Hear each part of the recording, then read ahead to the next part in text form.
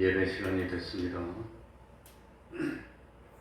다 같이 묵상 기도 드림으로 수요 예배 시작하겠습니다.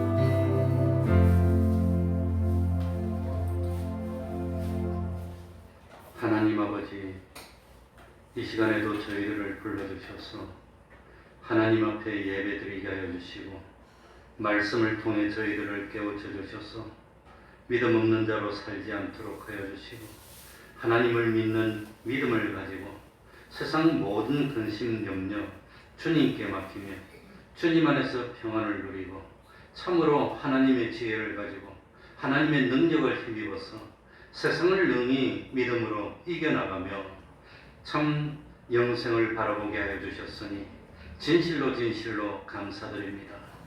하나님 아버지, 믿음 없는 저희들이 되지 않도록 하여 주시고 진실로 하나님을 믿는 믿음으로 광야 같은 세상에서 참 주님과 동행하며 평안을 누리고 하늘나라의 기쁨을 맛보며 모든 어려움을 주님과 하나 되어서 극복하여 나가며 현실에서 구원을 이루어 나가고 하늘나라의 창고에 부활을 쌓는 삶을 사는 저희들이 되게 하여 주옵소서. 세상에 보이는 것을 상대하지 않고 보이지 않는 하나님을 의지하며 하나님의 말씀의 인도를 받아서 참 부족함이 없는 저희들이 되게 하여 주옵소서. 하나님 앞에 가서는 그날까지 건강 때문에 염려 걱정하지 않아도 될 수 있도록 하나님 건강 허락하여 주옵소서.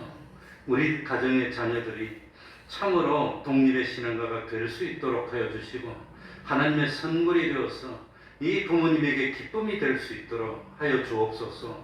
하나님 아버지, 가정마다 참으로 주님을 모시는 이 가정들이 될 수 있도록 하여 주시고 주님이 안보하시고 주님이 축복하시는 가정들이 될 수 있도록 하여 주옵소서.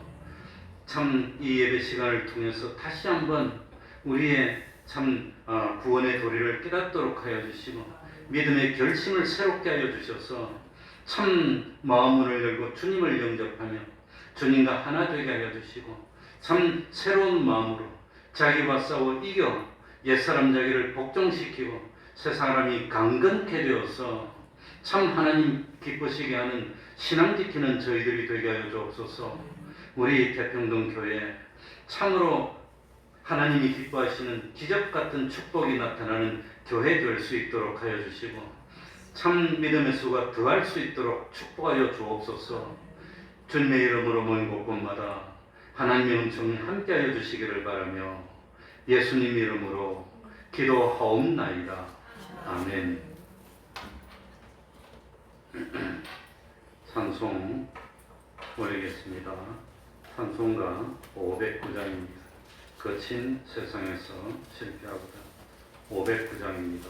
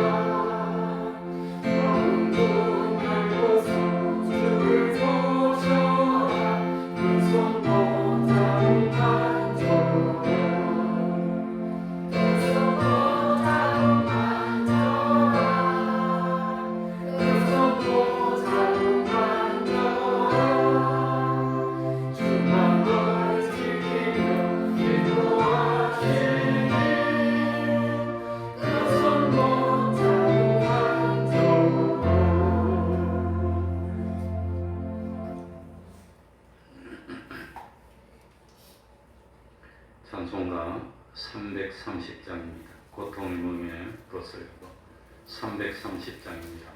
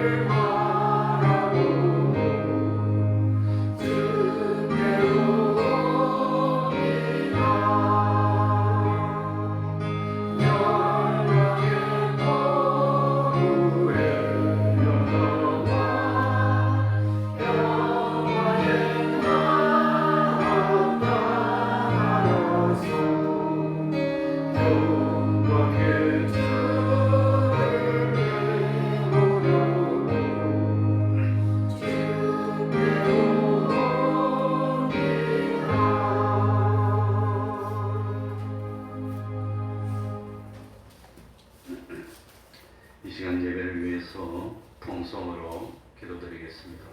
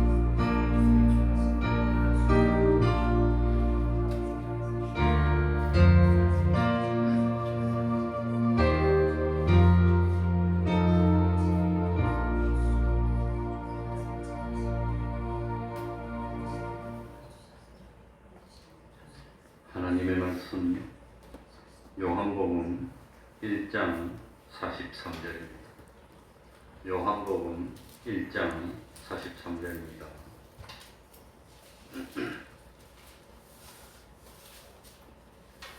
43절부터 45절까지를 제가 읽겠습니다. 요한복음 1장 43절부터 45절입니다. 제가 읽겠습니다. 이튿날 예수께서 갈릴리로 나가려 하시다가 빌립을 만나 이르시되 나를 쫓으라 하시니 빌립은 안드레와 베드로와 한 동네 베세다 사람이라.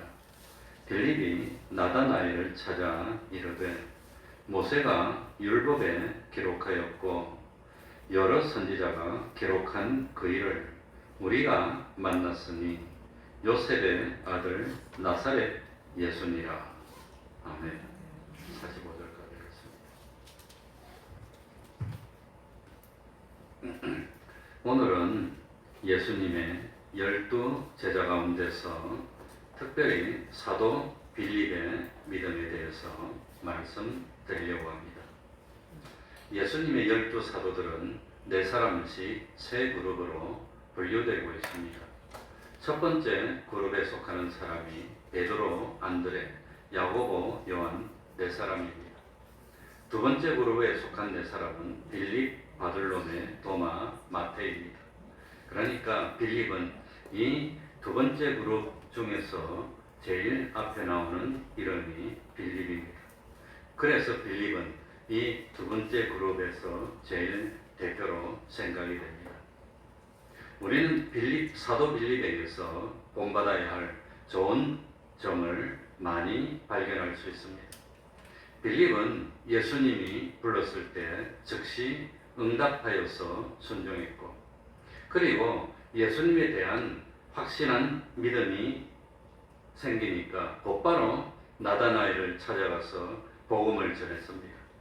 그래서 12제자 중에서 빌립은 나다나엘을 전도하고 복음을 전해서 예수님의 제자가 되게 했습니다. 그리고 마지막에 빌립은 예수님의 명령에 순종해서 땅끝까지 가서 복음을 전했고, 그리고 빌립은 소아시아에서 복음을 전했다고 되어 있습니다. 그리고 순교로 인생을 마칩니다. 그러나 성경을 많이 보면 빌립이 처음부터 온전한 믿음은 아니었습니다. 이 빌립은 어떤 사상을 가지고 있었냐면 계산이 철저했습니다. 그야말로 따지기를 잘했습니다. 그리고 합리적이고 논리적인 그런 사고방식을 가지고 있었고, 또 참 우유부단한 면도 있고 결단력이 부족했습니다. 그리고 하나님을 눈으로 보기 전에는 믿을 수 없다고 하면서 하나님을 보여달라고 요청했던 그런 신앙을 가졌던 사람이 빌립이었습니다. 그러니까 빌립이 처음부터 순교를 할 만한 그런 믿음이 되지 못했고, 처음에는 참 불신도 있고 못 믿는 요소들도 많이 있었습니다. 그런데 중요한 것은 결국은 이런 빌립의 부족과 허물에도 불구하고 예수님은 빌립을 사도로 세웠고, 그리고 마침내 예수님이 원하시는 대로 빌립을 변화시키고 성화시켰습니다. 그래서 존경받는 사도가 됐고 예수님의 사도로서 훌륭한 역할을 해냈고, 마지막에는 순교의 제물이 되므로 승리했던 사람이 빌립입니다. 마찬가지로 우리들도 여러 가지 허물이 있습니다. 부족함이 있습니다. 그러나 예수님께서 우리를 하나님의 백성으로 불러주셨고 세워주셨습니다. 예수님은 예수님의 그 가진 온전한 능력을 가지고 우리를 기어코 예수님이 원하는 형상으로 성화시키고 변화시켜 주실 것입니다. 그리고 예수님은 우리를 참 귀중하게 쓰임받도록 만들어 주실 줄 믿습니다. 이런 믿음을 가지고 참 그리스도의 심판대 앞에 섰을 때에 잘하였도다 착하고 충성된 종아라는 칭찬받는 우리가 되어야 되겠습니다. 그러면 사도 빌립에 대해서 제일 먼저 빌립의 인적 사항입니다. 빌립은 이름이 뭐지요? 빌립입니다. 그런데 이 빌립이라는 이름은 헬라식입니다. 이번에 영어 성경 공부하면서 배운 게 우리 성경에 빌립 그랬는데 영어로는 도무지 못 알아들어요. 발음이 다르더라고요. 그러니까 아마 헬라식 이름으로 부드러운 그런 아마 발음일 거로 생각이 됩니다. 그런데 빌립은 게바와 같은 참 그 뭡니까? 그 히브리식 이름은 알 수가 없습니다. 그러니 참 예수님의 12제자 가운데 헬라식 그러니까 그리스식 이름만 알고 있는 사람이 빌립하고 안드레입니다. 이 두 사람은 헬라식 이름만 사용했습니다. 그 나머지 10명은 모두 히브리식 이름을 사용합니다. 그리고 빌립이라는 이름의 뜻이 의외입니다. 우리가 타고 다니는 말을 사랑하는 사람이라는 뜻이랍니다. 말을 사랑해. 그러니까 참 빌립의 부모님이 왜 자기 아들에게 말을 사랑하는 사람이라는 뜻의 빌립이라는 이름을 지어주었을까? 이 빌립의 부모님은 말을 많이 가지고 있었을까? 그건 잘 모르겠습니다. 또 성경에는 다른 사람하고는 달리 빌립은 가족에 대한 내용이 전혀 안 나옵니다. 예를 들어서 베드로의 동생이 누구지요? 안드레. 그리고 베드로는 결혼했습니까? 혼자입니까? 결혼해서 장모님도 계셨고, 그리고 참 베드로는 그 참 아버지는 이름이 요나라고 성경에 나옵니다. 어머니 이름은 요한나라고 나옵니다. 또 참 베드로와 안드레 말고도 야고보와 요한도 형제였고, 아버지는 세베대고 어머니는 살로메고 그런 가족을 알고 있습니다. 그런데 빌립에 대해서는 가족에 대해서 성경에 전혀 안 나옵니다. 그냥 이름만 빌립, 달랑 두 글자만 알 수 있습니다. 다만 빌립은 12지파 중에서 스불론 지파라는 것이 나와 있고, 그리고 참 그리스 그러니까 헬라 문화의 영향을 가장 많이 받은 제자라고 되어 있습니다. 그리고 빌립은 나중에 헬라 문화권 속에서 소아시아 쪽에서 전도를 하다가 순교를 했다고 알려져 있습니다. 그런데 한 가지 분명한 사실은 예수님 당시에 빌립이라는 이름은 너무너무 흔했던 이름이라고 하는 겁니다. 그 빌립이라는 이름이 너무너무 많았습니다. 우리가 잘 아는 대로 알렉산더 대왕의 아버지 이름이 빌립입니다. 이 알렉산더 대왕은 너무너무 훌륭한 왕이었습니다. 그리고 그 알렉산더의 아버지 빌립은 자기 아들인 알렉산더를 유명한 철학자인 아리스토텔레스에게 보내서 교육을 시킨 걸로 유명합니다. 그래가지고 이 빌립은 알렉산더 대왕은 33살의 나이에 당시의 전 세계를 다 지배해버립니다. 그래서 그 당시에 사람들이 알렉산더 대왕의 아버지인 빌립을 그렇게 존경했다고 합니다. 그래서 자기 아들 이름을 빌립으로 짓는 경우가 많았다고 그럽니다. 성경에는 빌립이라는 이름이 4명 나옵니다. 유명하게 4명 나옵니다. 그래서 제일 먼저는 세례 요한을 죽였던 죽이는 일에 관여했던 헤로디아의 첫 남편 이름이 빌립이었습니다. 그리고 두 번째로 분봉왕 빌립이 있습니다. 예수님이 태어나실 때에 유대를 다스렸던 헤롯 대왕의 아들로 갈릴리 부근과 대가볼리 동쪽 땅을 다스린 사람이 빌립입니다. 그리고 세 번째는 바로 예수님의 제자 빌립입니다. 네 번째는 누구지요? 빌립이라는 사람 또 누가 있습니까? 사도 바울이 마지막 3차 전도 여행을 끝내고 로마로 돌아오면서 가이사라에서 누구 집에 들어갔지요? 빌립, 전도자 빌립입니다. 전도자 빌립이 있다고 하는 겁니다. 그래서 이 전도자 빌립은 예루살렘에서 박해가 나니까 사마리아로 피난 가서 거기서 복음을 전했더니 하나님이 함께해서 복음이 막 전파되었는데, 그래서 사마리아 땅에 최초로 복음은 전했는데 뭐가 오지 않아요? 성령이 오지 않았어. 아무튼 그 빌립이 전도자 빌립입니다. 그리고 이 빌립은 유명하게 딸이 4명 있었는데 딸 4명 다 예언자가 돼서 선지자 같은 그런 일이 있었다고 하는 겁니다. 그러니까 우리는 전도자 빌립, 그리고 예수님의 제자 빌립을 구별할 수 있어야 됩니다. 전도자 빌립은 이 초대교회의 7 집사 중에 한 사람인 빌립입니다. 예수님의 제자 빌립은 그건 사도 빌립이라고 하는 겁니다. 오늘은 예수님의 제자인 빌립에 대해서 말씀드리려고 합니다. 자, 44절에 보면 빌립의 출신지가 나옵니다. 어디죠? 빌립은 안드레와 베드로와 한 동네 어디 사람? 베세다 사람. 그러니까 이스라엘 지도를 보면은 이 뭡니까?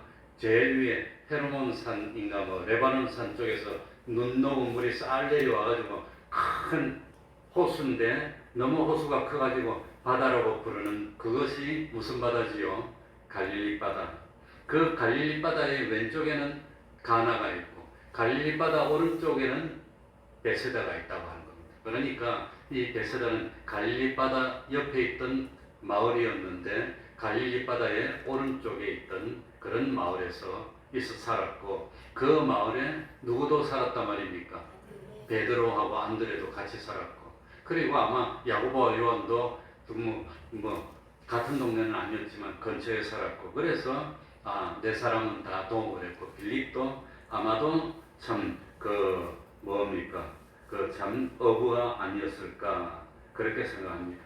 그러니까 이 빌립은 베드로하고 안드레하고 한 동네였는데 오병이의 기적을 일으켰던 베사다 출신의 사람이었다는 것을 알 수가 있습니다. 예수님은 베사다에서 여러 번 기적을 베풉니다. 그런데도 불구하고 참 예수님이 베풀었던 기적과 이적을 눈으로 보고 체험했던 베세다 사람들이 예수님을 안 믿고 배척합니다. 그래서 예수님이 베세다에 대해서는 아주 진노를 합니다. 그게 마태복음 11장 21절에 나옵니다. 화가 있을진저 고라시나 화가 있을진저 어디야? 베세다야.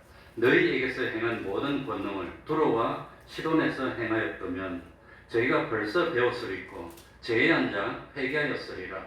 그러니까 고라신 베세다는 예수님이 전도하신 본거지. 예수님이 공생애를 할 때 집이 있었던 가버나움에서 가까운 도시였는데 예수님이 행하신 기적과 표적을 보고도 회개하지 않아서 예수님의 진노를 받았던 대표적인 도시가 베세다라고 하는 겁니다. 그런데도 그런 베세다에서 뭡니까? 예수님이 12제자 중에서 베드로, 안드레, 빌립을 제자로 불렀다고 하는 것은 하나님의 은혜라고 하는 겁니다.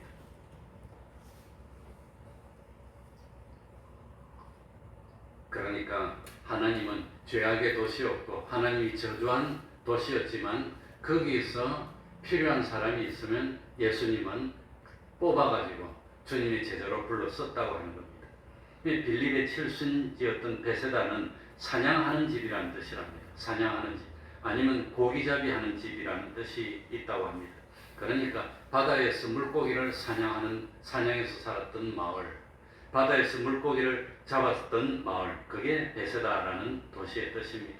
그러니까 빌립도 직업이 어부였다고 생각하고 빌립은 어릴 때부터 같은 동네에서 살았던 베드로, 안드레, 그 다음에 같은 동네는 아니지만 베드로와 동업자인 야고보와 요한, 빌립 이 5명이 다 가까운 사이였고 이 빌립은 또 누구와 가까운 사이지요? 빌립이 누구를 전도했지요? 나다나엘도 전도를 했고 그러니까 이 사람들이 다 어부였고 가까운 사이였던 것으로 생각이 됩니다. 그런데 공간 복음에는 빌립에 대한 이야기가 하나도 안 나옵니다. 마태복음, 마가복음, 누가복음에는 빌립에 대한 이야기가 전혀 안 나오고 이름만 몇 번 나옵니다. 그런데 빌립에 대한 이야기가 오늘 보니까 어디에 나오지요? 어떤 성경? 요한복음. 요한복음은 사도 요한입니다. 사도 요한은 누구의 동생이지요? 야고보의 동생. 그 야고보하고 빌립하고는 친한 사이입니다. 그러니까 다른 사도들은 빌립에 대해서 그렇게 안 친하니까 특별히 기록을 안 했지만 사도 요한은 제일 나이도 어렸고 그리고 빌립하고 친했으니까 이 요한복음의 빌립에 대한 이야기가 쭉 기록이 되어 있다고 하는 겁니다. 재미나죠? 난 이런 게 재미있던데. 그러니까 신기해요. 예수님의 12제자 중에서 7명이 어부였는데 그런 어부들 아마도 나다나엘도 어부가 아니었을까 친구니까 그러니까 그 12제자 중에서 7명은 미리 다 알고 있는 사이라고 하는 겁니다. 미리 다 알고 있는 사이고, 네 사람은 둘이 들어가 서로 형제였고, 그런 거 보면은 그게 하나님의 역사입니다. 하나님이 그렇게 부르셨다고 하는 겁니다. 참 재미납니다.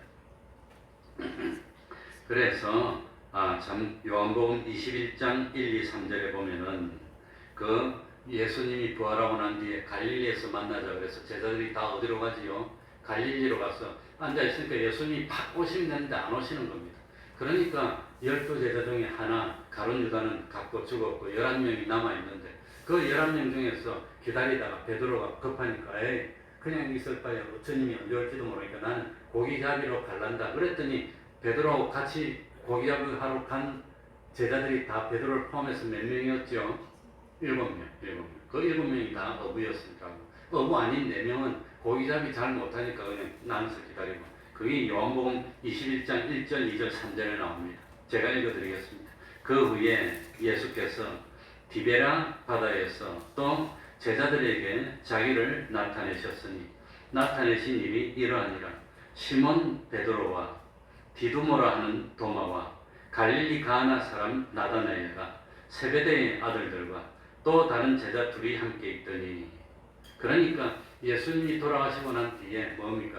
7명의 제자가 갈릴리 바다에서 물고기를 잡았는데 그 7명 중에서 5명의 이름이 나옵니다. 자, 누구 나오죠? 베드로하고 도마하고 갈릴리 가나 사람 나다나엘. 그 나다나엘이 가나 사람이에요. 가다는 왼쪽에 있습니다. 나다나엘과. 그 다음에 세베대의 두 아들 누구지요? 야고보와 요한. 그리고 둘이는 이름이 안 나와. 그 둘이 이름이 누굴까 하니까 베드로가 갔으니까 누구도 당연히 갔겠어요. 베드로 동생인 안드레도 가고. 그 다음에 어부 한 명 빠졌습니다. 누구지요? 나다나엘 전도했던 빌립. 이 빌립. 그러니까 참 안드레하고 빌립이 안 들어있지만 이 7명이 아닐까 이구동성으로 다 그렇게 생각하는 겁니다. 그러니까 예수님이 제자를 부르는데 같은 마을에서 몽짱 부르고 형제들 부르고 이래가지고 한 7명은 다 친구들인데 다 제자가 되고 그 7명 친구들이 다 선교에 되고 있다는 겁니다. 처음에는 자기들끼리 친구들이지만 누가 더 높으냐고 싸우고 뭐 다투고 치고차고 하고 그러다도 친하게 지내다가 또 싸우기도 하고 그러니 우리하고 모습이 똑같다는 거예요. 모습이 똑같다. 힘들고 어려울 때는 서로 돕고 친구들이니까 이러다가 누가 높으냐 할 때는 친구끼리 또 서로 싸워 그냥. 그러다가 안 되니까 야고보 요한은 누구 데려옵니까? 우리 엄마 데려와가지고 이런 거 보면 그랬던 제자들인데 나중에 다 순교를 하는 겁니다.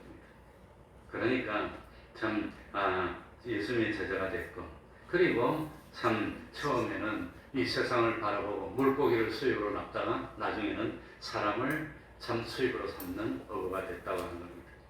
예수님이 빌립을 부르는 모습이 43절에 나옵니다. 한번 볼까요? 43절. 이튿날 예수께서 갈릴리로 나가려 하시다가 빌립을 만나 이르시되 나를 어떻게 하라? 나를 쫓으라. 그러니까 처음에 안드레하고 요한은 자기들이 예수님을 찾아갑니다. 베드로는 안드레가 데리고 옵니다. 그런데 이거하고 달리 빌립은 누가 찾아갑니까? 예수님이 빌립을 찾아가서 나를 따르라고 불렀다고 하는 겁니다. 그래서 다른 제자들과 달리 빌립은 예수님이 찾아가서 불러서 왔던 제자가 빌립이었다고 하는 겁니다. 그런데 43절에는 보면은 참 예수님이 지나가다가 빌립을 만나가지고 찾아서 나를 따르라고 했습니다. 그런데 45절에는 뭐라고 하면 빌립이 나다나엘을 찾아 이르되 모세가 율법에 기록하였고 여러 선지자가 기록한 그 일을 우리가 만났으니 내가 만났다고 표현합니다. 내가 만났어. 그래서 제자가 됐다고. 예수님이 찾아갔습니까? 빌립이 찾아갔습니까? 누가 찾아갔지요? 예수님이 찾아가서 불렀습니다. 그런데 빌립은 오늘 45절에 보니까 예수님에 대해서 알고 있는 겁니다. 그러니까 45절에 보니까 모세가 율법에 기록하였고 여러 선지자가 기록한 그 예수님은 모세의 율법에 예언된 하나님의 메시아라는 걸 알고 있는 겁니다. 그러니까 이런 성경을 보면 빌립이나 같은 신앙심이 좋은 사람, 성경을 아는 사람은 메시아가 오실 텐데 그러고 기다리고 있는 겁니다. 메시아가 혹시 오지 않을까? 아마 베드로하고 안드레하고도 이야기하고 그랬을지도 모릅니다. 메시아가 오신다고 했는데 언제 오실까? 어디로 오실까? 그런 걸 이야기하고 메시아가 오기를 기다리고 있었는데 예수님이 빌립의 그런 신앙을 알고 찾아가셨다고 하는 겁니다. 예수님의 입장에서는 예수님이 찾아간 것이고 빌립의 입장에서는 예수님을 기다리고 있는데 오셨으니까 주님을 기다리다 만났다고 하는 겁니다. 그래가지고 이 빌립이 예수님을 만나고 참 메시아라는 걸 깨닫고 난 뒤에 제일 먼저 하는 행동이 뭐지요? 누구를 찾아갑니까? 45절 보니까 빌립이 누구를 찾아갔어요? 나다나엘을 찾아갑니다. 나다나엘을 찾아가가지고 그래가지고 우리가 메시아를 만났다고 그럽니다. 그랬는데 나다나엘은 이 빌립의 말을 믿지를 못합니다. 예? 그러니까 빌립이 나다나엘을 찾아 이르되 모세가 율법에 기록하였고 여러 선지자가 기록한 그 일을 우리가 만났으니 요셉의 아들 나사렛 예수라.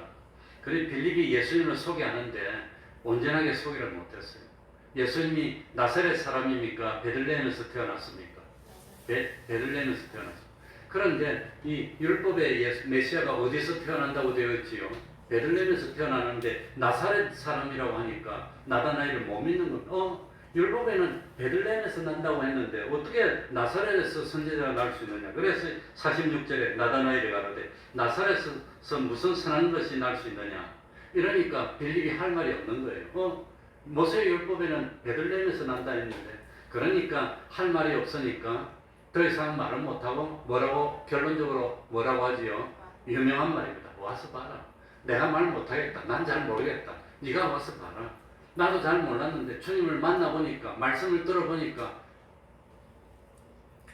메시아가 맞아요.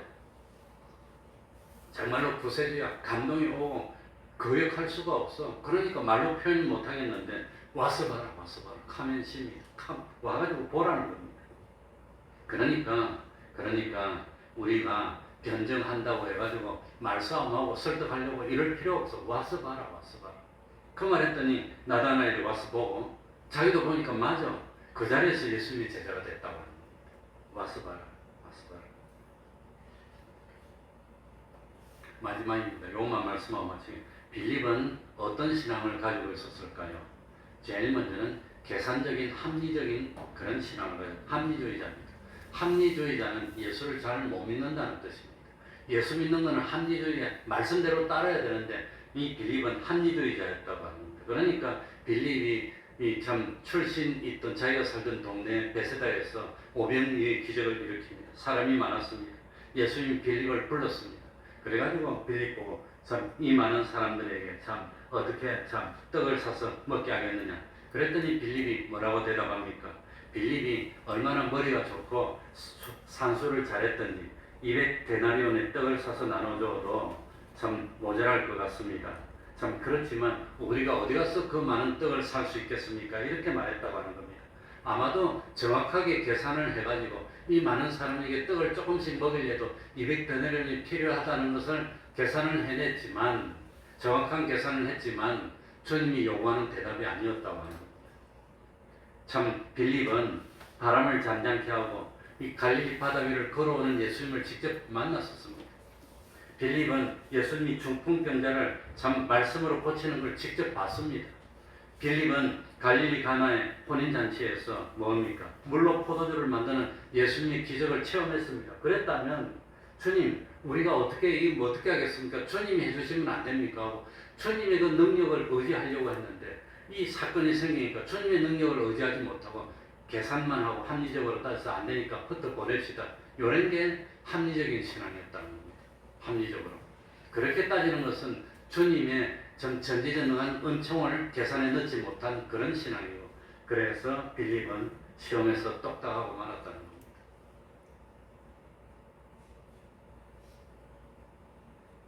나중에 참 빌립은 오병이의 기적을 체험하면서 수학적인 계산으로 생각 못하는 하나님의 능력이 있었구나. 합리적이고 논리적인 계산이 다가 아니구나. 난 왜 그런 걸 생각 못했을까? 왜 나는 믿음이 없었을까? 이걸 아마도 회개했을 겁니다. 아마 다음에는 무슨 일이 생겨도 합리적으로 따지지 않고 합리적이고 논리적으로는 안 될 것 같지만 주님이 하시면 됩니다. 이런 믿음을 가지게 됐을 거예요. 그리고 빌립은 참 용기가 부족했습니다. 단회하는 믿음이 없었습니다. 자, 빌립이 참 헬라식 이름이라 했습니까? 아니면 히브리식 이름이라 했습니까? 헬라식 이름입니다. 그런데 유대 교로 참 개종한 몇몇 헬라 사람들이 명절을 맞이해서 예루살렘에 왔습니다. 예루살렘에 와서 예수님을 만나보고 싶었습니다. 이 예수님을 직접 만날 수는 없고 예수님의 제자들을 통해서 좀 만나게 해달라고 좀 부탁을 하고 싶은데 가만히 보니까 예수님의 제자 중에 자기들하고 똑같은 헬라식 이름을 가진 빌립이 있어요. 그래가지고 빌립에게 가서 예수님을 좀 만나게 해주면 안 됩니까? 이렇게 부탁했더니 빌립이 망설였다고 하는 겁니다. 데려가서 만나게 하지는 못했습니다. 그러니까 빌립은 이미 예수님이 사마리아 수가라는 동네에 와서 이방 여인을 참 비롯해서 그 사마리아 사람에게 복음을 전하고 사마리아 사람과 며칠을 같이 지내면서 먹으면서 복음을 전한 경험을 가지고 있는데도 이방 사람을 갖다가 소개를 못했다고 하는 망설이는 겁니다. 빌립은 예수님이 이방 여인이었던 백부장의 하인을 병들었을 때 백부장의 믿음을 보시고 하인의 병을 고쳐주는 것 보고 이방 사람들 병 고쳐주고 주님 은혜를 베풀어주는 걸 보면서도 헬라 사람이 오니까 소개를 못하고 망설이다가 누구한테 찾아갑니까? 누구? 안드레한테 와가지고 우리가 이 헬라 사람을 어떻게 할까? 그 안드레가 당장 가서 예수님 데리고 그러니까 빌립은 망설이고 참 딱 앞장서가지고 뭘 해내는 그런 믿음이 없었다고 하는 겁니다. 그러다가 참 안드레가 참 이 사람을 데리고 예수님께 가가지고 다 하는 걸 보고 나중에는 아 내가 잘못했구나. 예수님은 사람을 차별하지 않아. 어떤 사람이라도 다 영접해 주시고 사랑해 주셔. 이걸 깨닫고 회개했을 것 같습니다. 그리고 빌립은 다른 제자들도 마찬가지지만 참 주님을 믿는데 깨달음이 부족했다고 하는 겁니다. 그래가지고 요한복음 13장에 예수님이 참 십자가를 지기 일주일 전부터 참 제자들에게 마지막으로 교훈을 합니다. 그래가지고 내가 이제 좀 있으면 참 십자가에서 죽어야 되고 이 대제사장들에게 고난을 받아야 되고 뭐 참 그래도 너희들은 염려하지 마.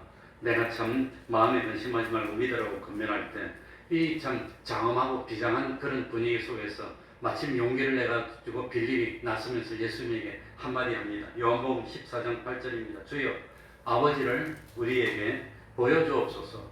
그래야만 좋게 하겠나이다. 아마 빌립만 못 믿은 게 아니라 다 못 믿었을 겁니다.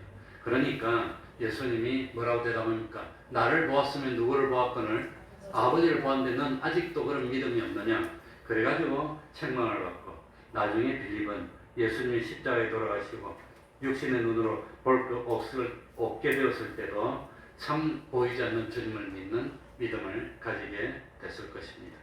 그래서 참 빌립은 부족함이 있고 이런 참 모자란 것이 있었지만 결국은 다 극복했고 그리고 참 주님이 원하는 모습으로 성화돼서 변화됐고 마지막에는 예수님이 원하는 대로 땅끝까지 가서 복음을 전했는데 어디에서 복음을 전하다 순교했다고요? 소아시아 지방. 소아시아 지방은 누가 가려고 하다 못 갔습니까? 사도 바울이 가려고 하다 못 갔지요. 거기를 빌립이 가서 복음을 전하고 순교로 마칩니다. 그러니까 참 전성에 의하면 이 빌립은 소아시아 지방에서 순교할 때 마지막에 옷을 다 벗김을 당하는 그런 수치를 당했다 그럽니다. 그리고 이 뭡니까? 발목하고 허벅지를 아마 창 같은 것도 찔렸는 모양입니다. 그리고 십자가에 매달아서 죽음을 당했다고 합니다. 십자가에 매달려서 극도로 고통을 당하면서 빌립이 죽으면서 마지막으로 뭐라고 했느냐? 내가 죽으면 예수님처럼 내 몸을 세마포로 싸는 그런 걸 하지 말아 달라고 부탁했답니다. 나는 예수님처럼 세마포로 몸을 쌀 그런 자격이 없어. 그저 멍석으로 싸서 묻어달라는 부탁을 하고 순교를 했다고 합니다. 우리도 빌립처럼 부족합니다. 계산적으로 따지기도 하고 뭐 참 우유부단하기도 하고 믿기에 더디하기도 하지만 빌립이 승리했듯이 우리도 빌립처럼 승리하는 믿음을 가졌으면 좋겠습니다. 기도하겠습니다. 하나님 아버지, 처음부터 완벽하지 못합니다. 처음부터 온전하지도 못합니다. 그러나 주님이 우리를 불러주지 않았습니까? 빌립을 하나님의 형상으로 만들어주신 하나님께서, 주님께서 우리들도 하나님의 형상으로 만들어주시고 결국은 순생과 순교의 승리를 하는 그런 믿음으로 만들어주실 줄 압니다. 보이는 것은 잠깐 아닙니까? 그러나 그 보이는 것을 잘 활용해서 보이지 않는 영생을 마련할 수 있는 빌리처럼 점점 신앙이 성장해서 마침내 주님처럼 자기 몸을 던지고 생명을 던져서 하나님의 미랄이 될 수 있는 그런 믿음으로 우리들도 성장해서 참으로 하나님께 영광 돌리고 하나님께 기쁨이 되고 많은 열매를 맺을 수 있는 그런 믿음으로 성장할 수 있도록 은혜 베풀어 주옵소서. 우리 태평동 교회 진실로 빌립이 가졌던 그 믿음, 참 마지막으로 생명을 주님께 전할 수 있는 그 믿음을 가지는 믿음의 의인들이 많이 나오는 복된 교회 될 수 있도록 은혜 베풀어 주시옵소서. 예수님 이름으로 기도하옵나이다. 아멘. 찬송하겠습니다.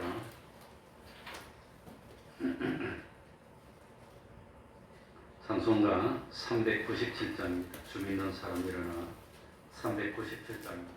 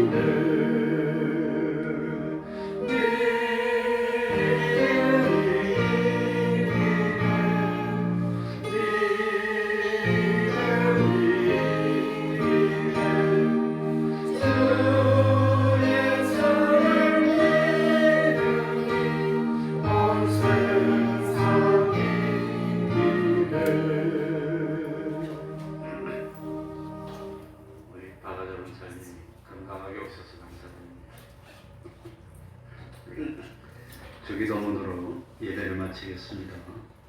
하늘에 계신 우리 아버지여, 이름이 거룩히 여김을 받으시오며 나라의 임하옵시며 뜻이 하늘에서 이룬 것 같이 땅에서도 이루어지이다. 오늘날 우리에게 일용할 양식을 주옵시고 우리가 우리에게 죄 지은 자를 사하여 준 것 같이 우리 죄를 사하여 주옵시고 우리를 시험에 들게 하지 마옵시고 다만 악에서 구하옵소서. 대개 나라와 권세와 영광이 아버지께 영원히 있사옵나이다. 아멘.